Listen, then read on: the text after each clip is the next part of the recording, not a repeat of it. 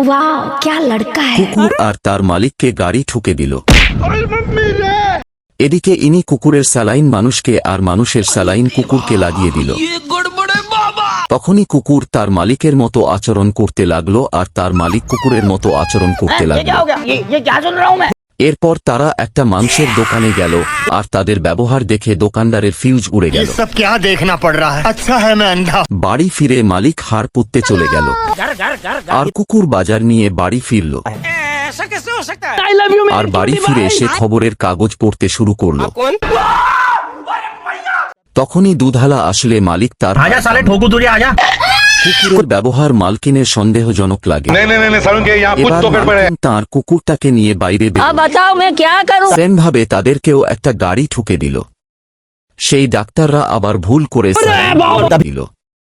এভাবে কুকুর এবং মালিককে